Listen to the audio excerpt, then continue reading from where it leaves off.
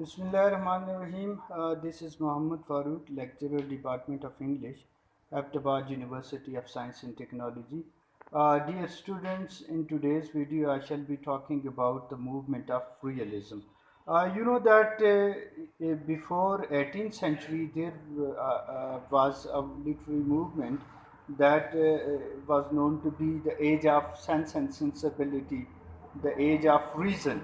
And this age of reason was challenged by the romantic school of thought in 18th century.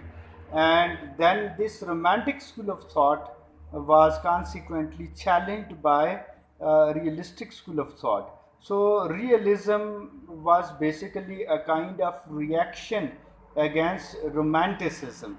So what realism basically propagated, this was a kind of doctrine, a kind of belief, a kind of school of thought that believed that the things must be represented, the things must be described as the things are rather than as they should be. So it was a kind of realistic depiction, it was a kind of realistic description, and it was a kind of realistic representation of the things or of the life as well. In other words, realism, that tries to avoid the concept of artificiality, the concept of fantasy, the concept of imagination, and on the other hand side, rather they represent the things as the things are, whether the things are good or bad in the society.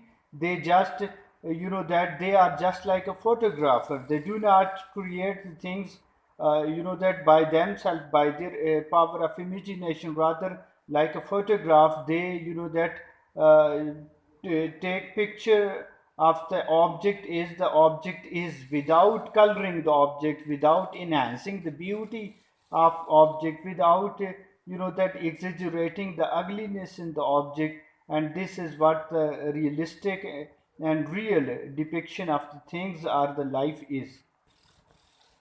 Further, we may say that in realistic literature or in realism, writing writers, they construct characters on the basis of reality, on the basis of believable things. And characters, the narrative is accepted one.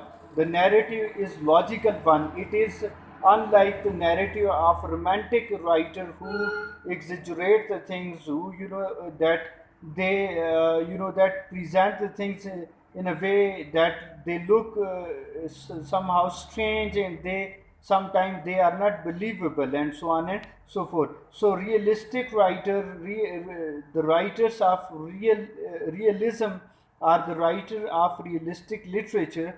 They avoid exaggeration, they avoid the romanticism, they avoid figurative language, they avoid imagery, and so on and so forth. On the other hand side, they depict and represent the things in a that logical way, simply in a way the things are in society. Although this is that a kind of good approach in order to understand the reality, particularly the ground reality of any society, but one of the important objections that often that is leveled on realism, that realism is not enough, good enough, sufficient enough to represent the things as they are, because in society most of the time reality and truth, they are two different things. I mean that what do you think in what do you represent in a society, you think as a real one, that may be real one, but that reality may not be always correct one. So this is what the question of truth. What is truth? Truth is always correct one. And what you are thinking as a reality, that may be reality, but that may be a kind of biased reality. For example, men and women, they have different status in society, although this is reality, but this is not that acceptable reality. So one of the objections on this realistic school of thought is that that they, that blindly represent the things as the things are. So this is not the service of literature to humanity to just represent the life, but to suggest something, to propose something, and to bring something new, that is creative one. So this is I do think that this is somehow that a demerit of realistic school of thought, that mere representing the things as the things are is not, that the charm of reality, that is not the solution of problem, but to suggest something with the help of imagination, to suggest and to propose something with the help of creative power, that is what that is required in the field of literature.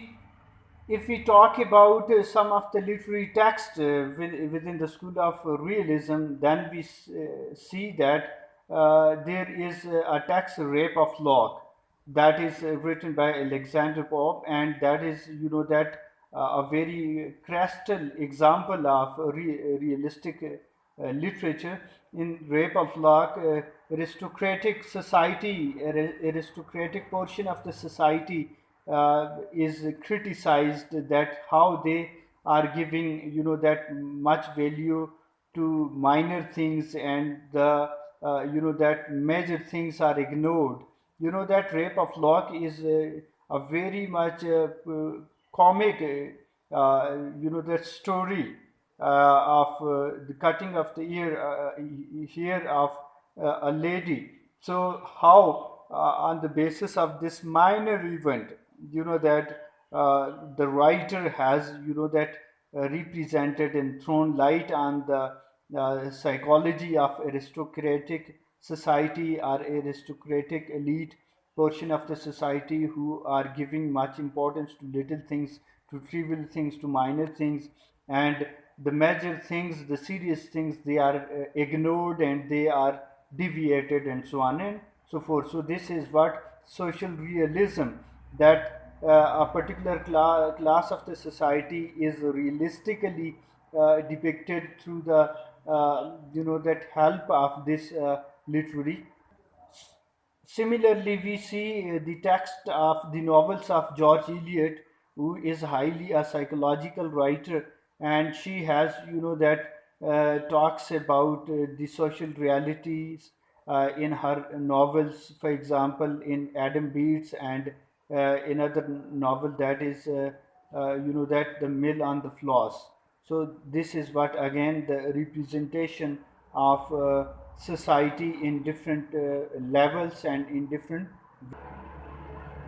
That in American literature we also see the contribution of realism in the form of, example, one of the important writers, Arthur Miller, in Death of Salesman, has realistically depicted the that tragic aspect of American dream, which is fantasized and romanticized in other works of literature, that America is the land of opportunities, and particularly the land of